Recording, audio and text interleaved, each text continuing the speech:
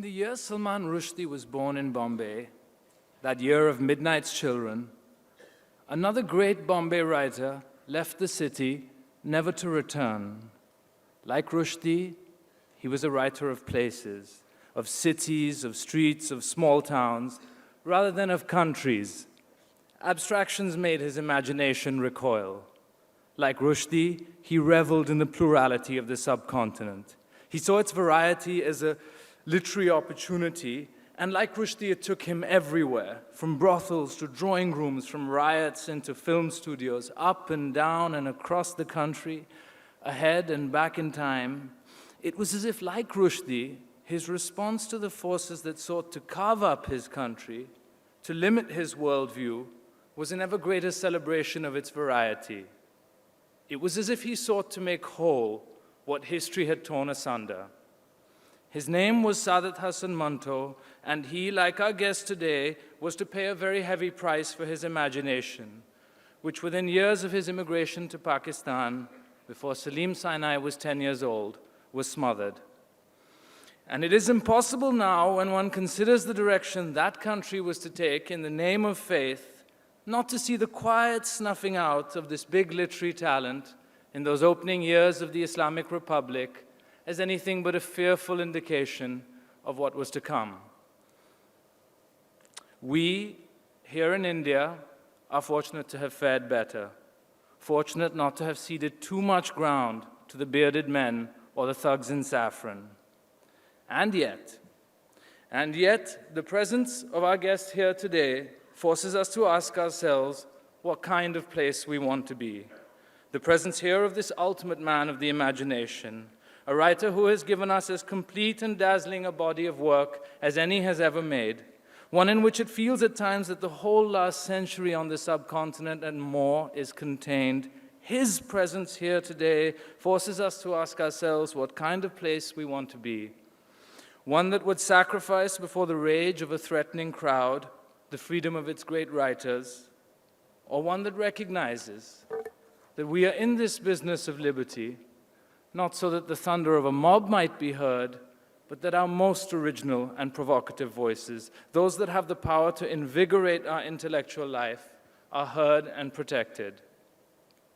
The question has to be asked because Salman Rushdie's presence here today forces us to confront an ugly truth about ourselves, and that is that nobody has quite let down Rushdie like we have.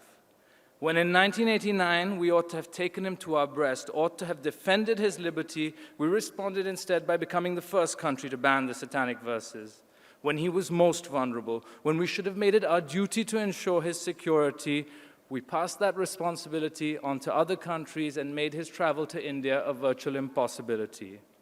And just the other day in this bright new age we claim to be in, we let him down again for the most cynical reasons by stifling his voice at the Jaipur Literary Festival. I don't have to tell you that even his coming here today has hardly been easy, and given the disappointments he suffered at our hands, and given that he has many other places to go, places that have better nurtured his talent than we have, it is sometimes hard to know why he comes at all.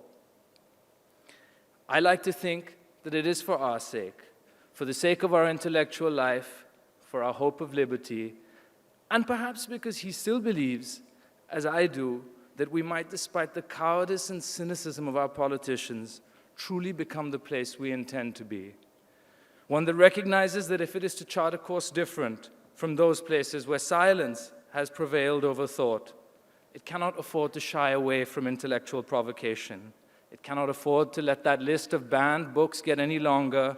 It cannot afford to let down moderate Muslims and Hindus by supporting the worst among them for political gain. If it is to be the place it means to be, it must defend the imagination. It must defend its boldest voices. It must stand up for men like our guest today, must celebrate them as they have celebrated us. The Liberty verses, I am what I am, and that's all that I am, that is our subject this evening. Please join me in welcoming home one of our greatest men of letters. Sir Salman Rushdie, you have no idea how happy we are to see you.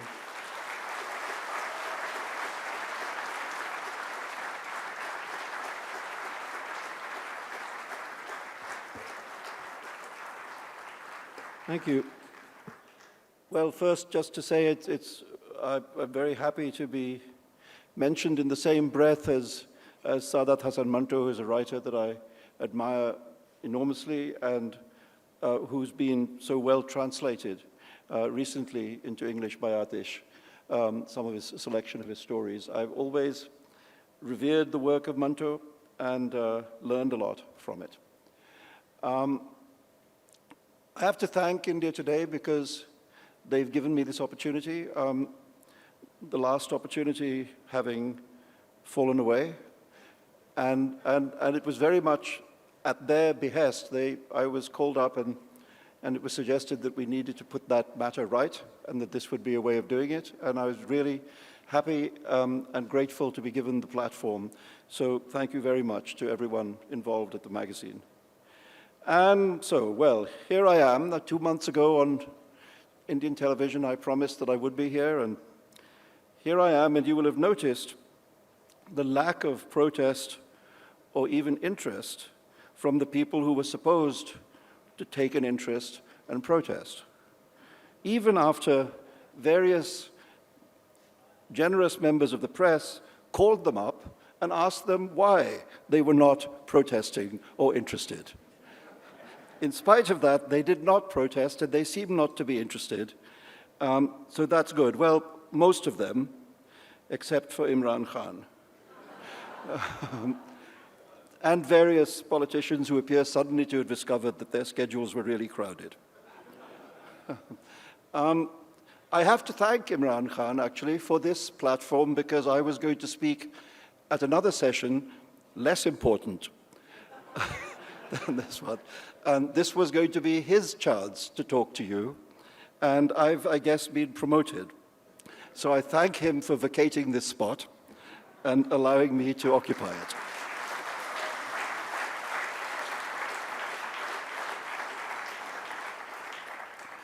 You know, there was a time when I would have felt very uneasy indeed to face Imran Khan on the cricket pitch. I was never a very good player of fast bowling or slow bowling or any speed of bowling in between. But times change, and now it seems that it is Imran who is afraid of facing my bouncers. Maybe his hook shot is no longer what it was.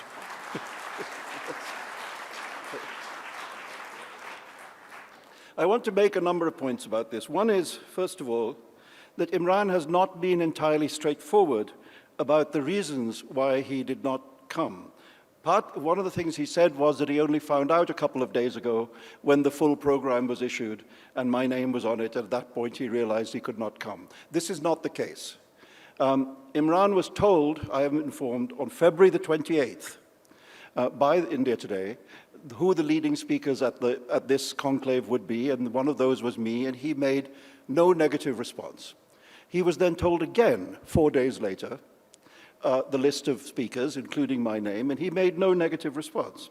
So it is not true to say that he was not told until the day before the conclave that I was coming. So let's be fair. Imran is a man of the old school. Maybe he doesn't understand how this newfangled stuff called email works. Maybe he doesn't know how to open his email box and see what messages there are there. Maybe he doesn't even have anyone else to read it for him. Poor man. But this man wants to be the ruler of Pakistan.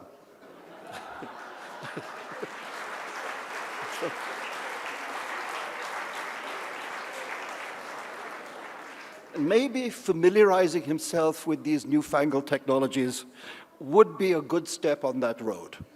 You know? Also, as Machiavelli could have informed him, if you want to lie, to placate the mullahs you depend on, don't leave a paper trail that proves you're lying. That's just careless. So seriously, Imran said, or his spokesperson said on his behalf, that he wouldn't dream of being seen with me because of what he called the immeasurable hurt that I have caused to Muslims. I'd like to look at that phrase, immeasurable hurt, in the context of the real world. In the real world, I would say, immeasurable hurt is caused to the way in which Muslims are seen by the terrorists based in Pakistan who act in the name of Islam, including those who attacked this country from Pakistan, backed by the Lashkar-e-Toiba, with whom Imran Khan now wants India to sit down and talk. Immeasurable hurt is caused to Islam by the presence in Pakistan for so long of Osama bin Laden, and by the opinion polls now, which show that 80% of Pakistanis, 80% of Pakistanis see Osama bin Laden as a hero and a martyr for Islam. And by recent evidence provided by WikiLeaks from the emails hacked from the security firm Stratfor, which shows that the Pakistan Army and officers of the ISI were in regular contact with Osama bin Laden in Abbottabad. Immeasurable hurt is caused to Islam by people like the fanatic who killed this young man's father, and by those who showered the killer with flower petals when he came to court. Immeasurable hurt, Imran. This kind of hurt is measurable. In the real world, Muslims in both Pakistan and India suffer from enormous economic hardship, from bad education, a shortage of opportunities, from being one of the more backward communities in this country. And in Pakistan's dire economic condition, it's more or less a general condition. The repressive consequences of Islamic extremism on women, and of mullah-driven politics on the freedoms of the citizens, these things are what Muslims actually face in the real world. And Imran Khan would do well to speak of the immeasurable hurt caused by these things, and not take the demagogue's route of choosing instead to demonize a book written 25 years ago, and to make its author a bogeyman with which to distract his audience from the immeasurable hurt of their actual lives.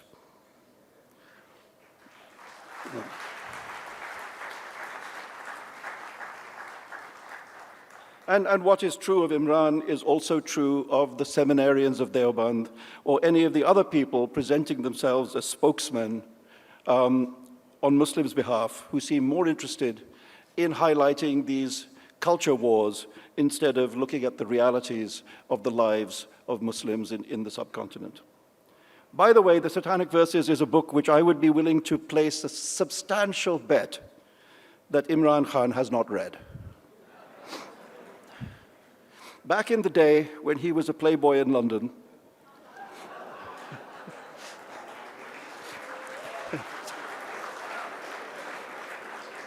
the most common nickname for him in London circles was Im the Dim. The force of intellect which earned him that nickname is now placed at the service of his people. And its enemy, I believe, it seems, is my book. If Imran really wants to argue about the literary merits of the Satanic Verses, I am happy to meet him in a debate on that subject anywhere, anytime. Well, maybe not anywhere.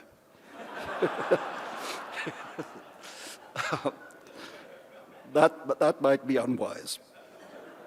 If he's not prepared to engage me, maybe he should pay attention to the rather difficult job he has set himself.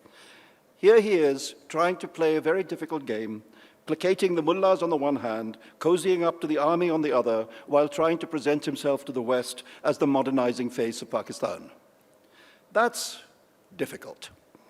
I'd concentrate on that, Imran. Try and keep those balls in the air. It's not going to be easy. This is what we call the exercise of freedom of speech.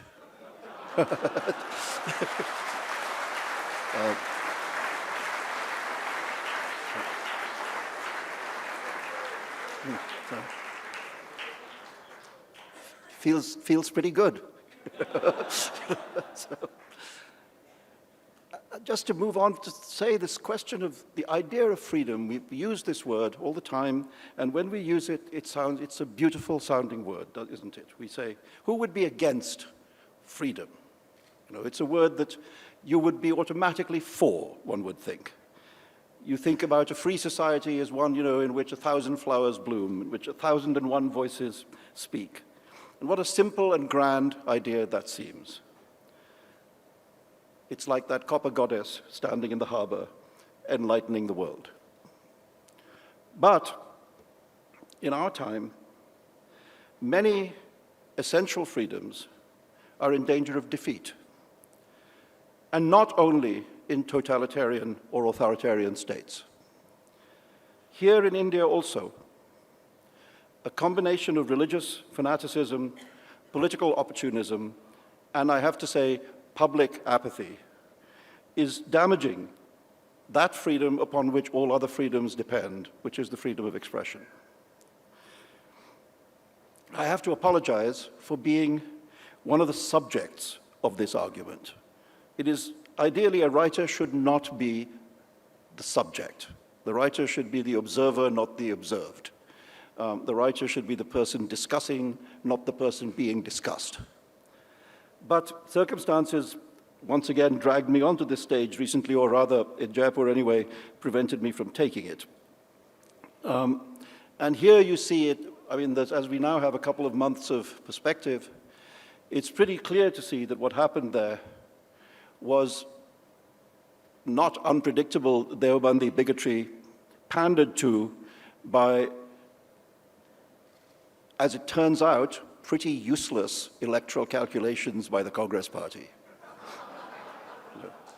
Didn't even work, Rahul. Didn't even work. Years and years of kneeling down in front of every mullah you could find, but it did not even work. Must feel sick.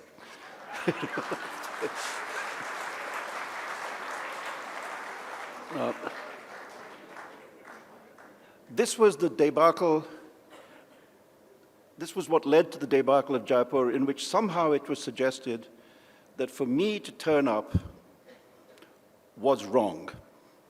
This, it seems to me, is the world turned upside down. This, it seems here, what's happening here is what I would call normal. A writer of Indian birth who loves this country, who spent much of his life writing about it, shows up to talk to an Indian audience about India. I would call that normal. What is abnormal is for that to be prevented. And we seem to have been in danger of getting this stuff upside down. And I think it's important to see that that danger exists, and it is not diminishing, it is growing, and it's by no means only about me. I was extremely shocked at Jaipur when writers who stood up for my work were not defended by the Literary Festival and remain at this point still in danger of prosecution for what they did. This in spite of the fact that people have read from the Satanic Verses many times in India since the book came out in 1988 without any question of prosecuting them. And despite the fact that the only prohibition for the Satanic Verses is a customs ban, typically Indian piece of sleight of hand. Don't ban the book, just stop it coming into the country. You know, in theory, somebody could print the novel in this country, there's no law against it. Any publishers interested could, see me later. You can download the book. The ban is an absurdity in the electronic age. And yet it exists, and there are 4 writers who may be in danger of prosecution for having read aloud from it. Jaipur itself is just an incident, but it's important as an indicator of what's becoming more and more commonplace in India, which is a culture war, a war against cultural artifacts of all kinds, films, works of art, visual art, literature, all different kinds, theater, and this is carried out while the general public mostly sits by indifferently. Let's look at one of the major motivations of this new intolerance, which is this new censorship, which is the subject of religious intolerance. At the time of the European Enlightenment in the 18th century, the great writers and intellectuals of that movement Rousseau, Voltaire, Montesquieu, Diderot, knew that their real enemy was not the state, but the church. Earlier, when the mighty Rabelais was under fire from the church, it was the King of France who defended him on the grounds of his genius. What an age that must have been, in which a writer could be defended because of his talent. Now, after Rabelais, the 18th century writers of the Enlightenment insisted that no church, even a church with an inquisition at its disposal, could be allowed to place limiting points on thought. The so-called crimes of blasphemy and heresy were their targets, because those were the crimes used by the church to limit discussion. And the modern idea of free speech was arrived at by defeating the notion that these were offenses and that these could be used as ways of silencing expression. Now, there's a tendency to say, that's a Western idea, that's not how we think over here. And I just wanted to mention something I've said before in other contexts, that the Indian tradition also includes, from its very earliest times, very powerful defenses of free expression. When Deepa Mehta and I were working on the film of Midnight's Children, one of the things we discussed often was a text which is very dear to her heart and is also to mine, which is the Natya Shastra. Now, in the Natya Shastra, we see the gods asking for theater. The gods are a little bit bored in heaven, not that much to do. They decided they wanted entertainment, and so a play was made, and the play that was made was, as you perhaps know, was about the war between Indra and the Asharas, in which Indra, using his mighty weapons, defeats the demons. Well, when the play is performed to the gods, the demons are offended by their portrayal. The demons feel that this insults and offends them as demons. Their demonness is improperly criticized. And they attack the actors, whereupon Indra and Brahma come to the actors' defense, and gods are positioned at all four corners of the stage. And it is Indra who says that from now on, that stage will be a space where everything can be said and nothing can be stopped. So this is one of the most ancient of Indian texts, the Natya Shastra, which contains as explicit and extreme a defense of freedom of expression as you will find anywhere in the world. This is not alien to India.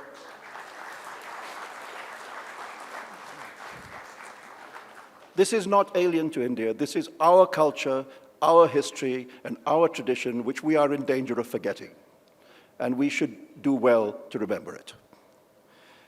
There was an article I just read just now in this week's Hindu newspaper, which reminds us of Radhakrishnan. S. Radhakrishnan would talk about how many of the earliest texts of Hinduism, many of the oldest texts, do not contain the idea of the existence of God.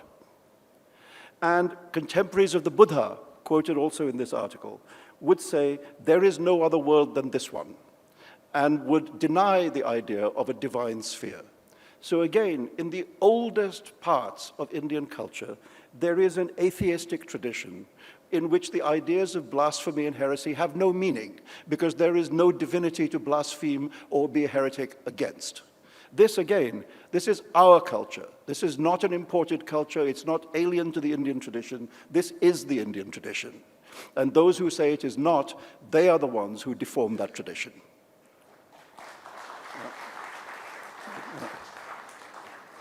Now, if you feel, as some of these ancient sages thought, and as certainly I think, that God is an idea that men invented to explain things they did not understand, or to encapsulate wisdoms that they wanted to capture, that gods, in fact, are fictions, that gives you a kind of strange image of what happens when the fans of one fiction decide to attack another fiction. It's as if the revolutionary followers of Arundhati Roy were to take up cudgels against the old school charms of Nirad Chaudhuri and declare him to be improper in some way. fictions should not go to war. There's room on the bookshelves for all of them. Chaudhry and Roy, anyway, they're alphabetically quite far apart. I mean, I also remember, let's not go back to ancient times. I remember within my living memory an India in which my parents' generation, very, very knowledgeable about the culture of Islam and Hinduism and so on, would nevertheless be able to sit around of an evening and tell jokes and be satirical and poke fun and debunk certain aspects of the religion, and there was no sense that something shocking or improper was being done. This was just part of normal, everyday conversation. And I, as a young person, a young child and a boy growing up, heard in both India and Pakistan, because my family was more or less equally divided between India and Pakistan. In both India and Pakistan, I heard, you know, in gardens in the evening, people sitting around having fun with the ideas of their culture and of their religion. And this was not considered to be wrong. The idea that this is somehow a wrongness has crept in much more recently and does great disservice to all of us. What has happened, the weapons used now to impose this idea of wrongness. Of course, the old weapons of blasphemy and heresy are there. But there are two new weapons, which are the ideas of respect and offense. Now, when I use the word respect, it means that I take people seriously. I engage with them seriously. It doesn't mean that I agree with everything they say. What is happening now is that the term respect is being used as a way of demanding assent. If you disagree with me, you are disrespecting me. And I will get very angry and may even pick up a violent weapon, because that's my way when I'm disrespected. The other word, offense, again, a culture of offendedness is growing up, not just in this country, elsewhere too, but very much in this country, where your offendedness defines you. I mean, who are you if you're not offended? Who are you if nothing offends you? You know, you're probably a liberal. And who would want to be that? You know? The fact is that in any open society, people constantly say things that other people don't like. It's completely normal that that should happen. And in any confident, free society, you just shrug it off and you proceed. There's no way of creating a free society in which nobody ever says things that other people don't like. I mean, if offendedness is the point at which you have to limit thought, then nothing can be said. There might be people who are offended by various kinds of literature. I myself am not very fond of, let me not mention Chetan Bhagat. I wasn't going to do that, so I have not. And yet I believe that such writers have the right to publish. You know.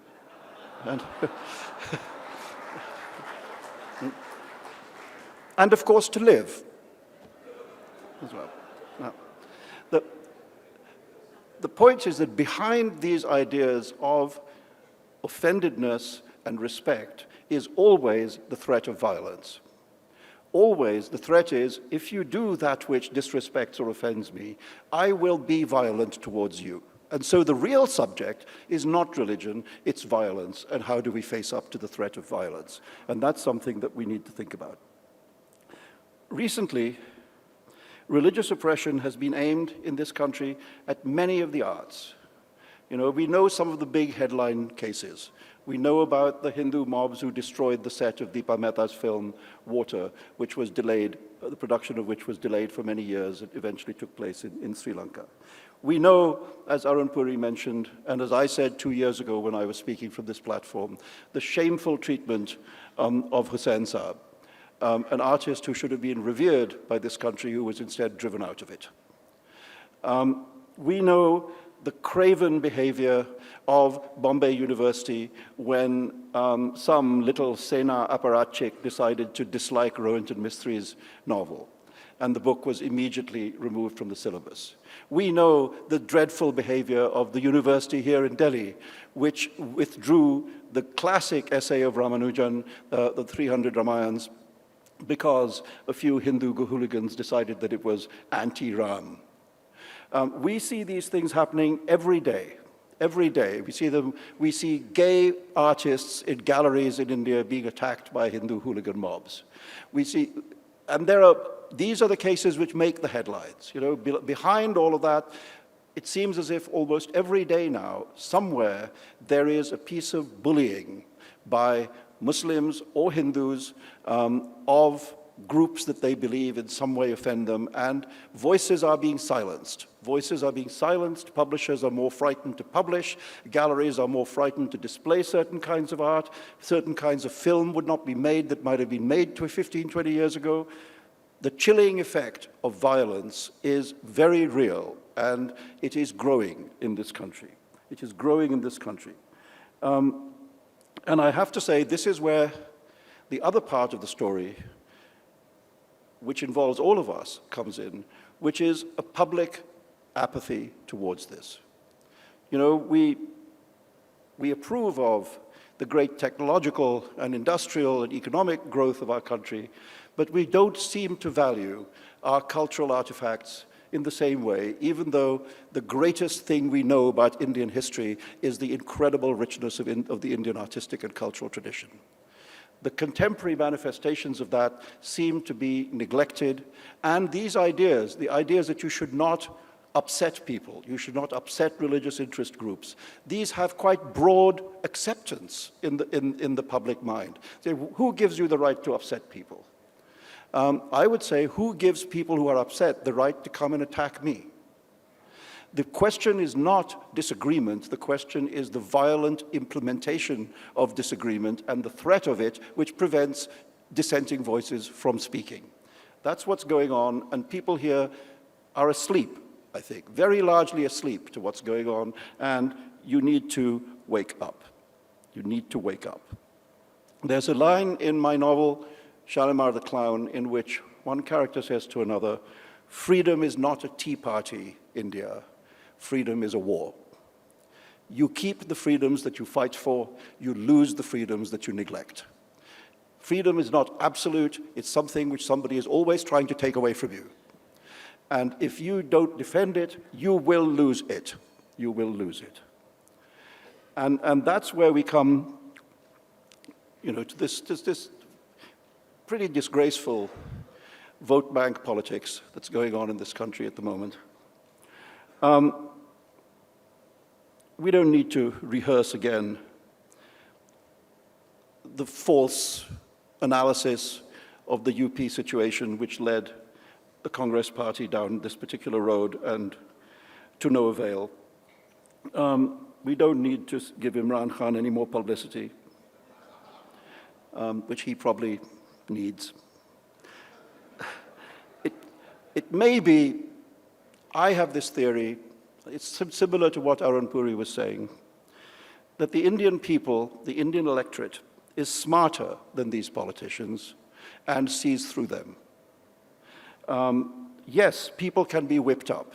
People can be whipped up as they were by religious extremists at Jaipur. But how many people? How big are these mobs? How representative are these mobs? It seemed to me then, it seems to me now, that 95% of the Muslims of India are not interested in the violence being done in their name. And that would be true of the Hindu community too.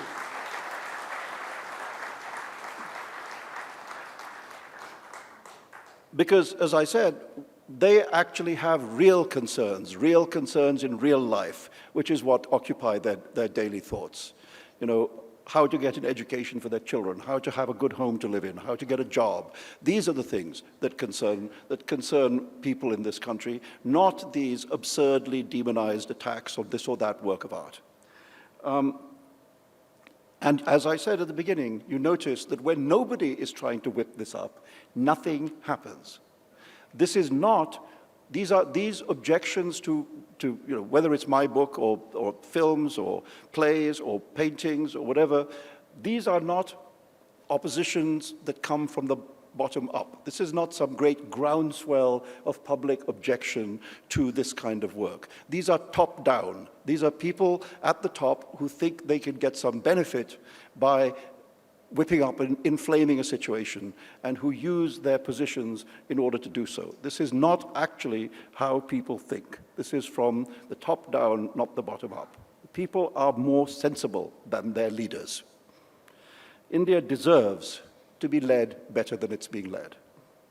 It deserves leaders who can bring her back to the non-sectarian, non-communalist land which the nation's founders envisaged. And here at gatherings like this one is a place where I think the ideas of that India can be not so much forged as renewed, forged anew. And it can be done only if all of us have the ability to speak our minds, to speak freely without fear of religious or governmental reprisals. The human being, let's remember, is essentially a language animal. We are a creature which has always used language to express our most profound feelings, and we are nothing without our language. The attempt to silence our tongue is not just, it is censorship, but it's not only censorship. It's also, I think, an existential crime about the kind of species that we are. We are a species that requires to speak, and we must not be silenced. Language itself is liberty, and please do not let that battle be lost. Thank you.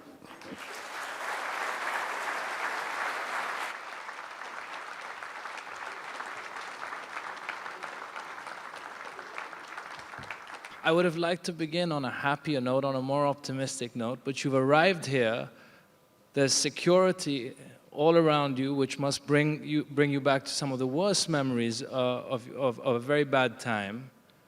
We've been boycotted, and we should name the people who boycotted us. Omar Abdullah, the young, we hoped, liberal chief minister of Jammu and Kashmir. Akhilesh Yadav, who till just the other day was the new hope of UP. And the finance minister, Pranab Mukherjee. What kind of place is this turning out to be when you're wandering around surrounded by security and being really boycotted on an official level? Well, is this working? Yeah.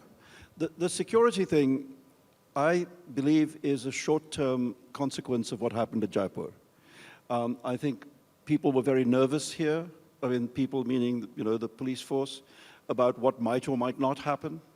I think, and I've spoken to some of the police officers involved, I think everybody is very relieved and pleased that there has not been any unpleasant manifestation, and I hope that that'll mean that security aspect of it can be quickly defused. I mean, I came here 2 years ago, as people will remember, there was nothing, And most of the times when I've been in India in the last many years, that's been the case. So I see that as a blip, At least I'm optimistically seeing that as a blip. The other thing, I mean, I'm kind of impressed at my effect. Really? They're that scared of me? Gosh, I must be really scary. But truthfully, there's one bit of me that thinks, the writer is the adversary of power, and if power is too scared to confront its adversary, then that only strengthens the voice of the writer. Yeah. It's of course dumb, but you will have to ask them why they're that dumb. I mean, I'm not able to speak for them. But it's depressing because it's clearly pandering to what they see as an interest group or a community which has a certain point of view, and I'm not sure that the community has that point of view, So it's running when nobody says boo, yeah. And that's what we in the old days used to call cowardice. About Pakistan, I ask you this because I think those portraits in shame are probably some of the most penetrating portraits of leadership in Pakistan. We have a new leader in Pakistan. He seems to sort of suggest a certain kind of new future, a new dawn, perhaps. We know that he's emerged from sort of, no one has been nurtured as lovingly in the drawing rooms of Europe as Imran Khan. And when his star rises politically, he turns out to be more mullah than the mullahs. What is it? Is this a new Erdogan, or is this old-fashioned Pakistani hypocrisy? What kind of man, what are we to make of a man like that? Have you noticed the physical resemblance between Imran Khan and Gaddafi?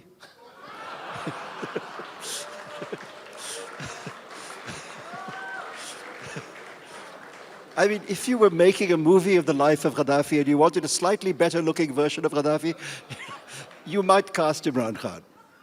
I mean, he'd need to act, of course, which would be a problem.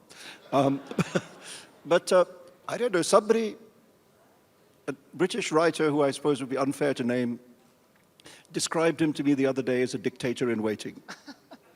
I'm not sure that Imran Khan has liberal points of view about much, you know, and I think if he ever gets in the seat, we might see the consequences of because he has, you know, he has made deals with both the army and the mullahs. I think that's pretty clear in order to be where he is. And that's not going to give him a lot of wriggle room. If he was a character in Shame, would he believe the religion, or would he be doing it as a front?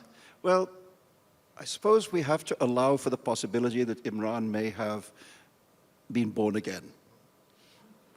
But those of us who remember the young Imran find that, let's say, questionable. But now, I mean, he is now who he says he is. He's stuck with it. You know, as people say, if you wear a mask for long enough, it grows into your face, right, and you can't take it off. So I think he is that now, you know, and will have to be judged by it. I mean, when I was writing Shame, you know, in those long gone days of Bhutto and Zia, it seemed to me that the story of the leadership of Pakistan was almost a Shakespearean tragedy. You know, you have a situation where a man's protege becomes his executioner. You know, I mean, you could see that being the stuff of Shakespeare, you know. But that the characters, I felt, were not Shakespearean heroic figures. They were more like, you know, clowns. And I had this idea in my head that imagine what would happen if you did a performance of King Lear in which the entire cast was dressed up as circus clowns, you know, with big floppy shoes and red noses and stupid makeup and green hair, but saying the lines of Shakespeare. You know, I thought that's kind of what Pakistan felt like. It felt like high tragedy performed by clowns. And that was the spirit in which I wrote that book. It feels more true today than it did then. This idea of incendiary speech, people, I mean, you mentioned the Hindu the other day, people have written to suggest that your writing might even be hate speech, and that there's a parallel between criticizing religion and criticizing race. Why is religion fair game? Why is it okay? Well, because all ideas are available to be criticized. You know, if you say, as once upon a time people would have said, that the earth is flat, it's my right to disagree with you. Whatever your idea, whatever your belief system, secular or religious, doesn't matter. All ideas are available for criticism. And if you start saying there are certain kinds of idea which must be ring-fenced, you know, and it's improper to criticize those ideas, you create an authoritarian state at once. Right. At once. There are no such things as ideas which are beyond criticism. I mean, okay, people believe in God, other people do not believe in God. Why should the people who do not believe in God be obliged not to criticize the people who do believe in God? Because goodness knows the other way around, there's plenty of it. You know, the people who do believe in God are constantly criticizing the people who don't. Right. And saying that they are people without morals, and there's no way of having an ethical sense unless you have a religious framework for it, etc. That's happening all the time. Yeah. So it's two-way traffic. That's all it is. You just discuss ideas as strongly as you can. You know, I mean, when I was being taught at Cambridge, one of the principles of argument that we were taught was that you can be as savage as you like about ideas, but you have to be polite to people. Right. You know? So you respect people as people, but you don't have to respect what they think. Right. You know, I mean, if you think, as I say, that the world is flat, I can tell you that in my view, that's a stupid idea. Right. You know, and that's just how it is. This is how thought is. You must. I was once at a luncheon and at the Massachusetts Institute of Technology with about 24 people, and about like 18 of them had won the Nobel Prize. It's a very humbling moment. And with all these scientists sitting around this table, and I noticed at lunch how incredibly rude they were being to one another. You know, they would say, you know, that idea you had, that's just total crap. You know, and they were talking to each other like this for a couple of hours. I thought if these were novelists, they would never speak to each other again the rest of their lives. You know? But at the end of the lunch, they all got up and shook each other and patted each other on the back and went off, because their training of the discourse is that you can be savagely critical about ideas, but you're courteous to people. Right. You know, and I think that's not such a bad way to go about it. I'm gonna ask one more question, and then we welcome questions from the floor. You mentioned this before, and we were talking about it earlier, about a certain kind of Muslim that I certainly, well, I saw the end of, and you probably grew up around. And when you look at poets like Mir and Ghalib, you see a great tradition of Muslims steeped in Urdu culture, in what you might describe as culturally Muslim, and yet full of irreverence, full of actually willing to insult religion, willing to laugh at it, willing to do these things. What happened? Where did that kind of man go? Well, there was just a shift of generation, you know, and this generation, mine and yours, have become progressively less like that.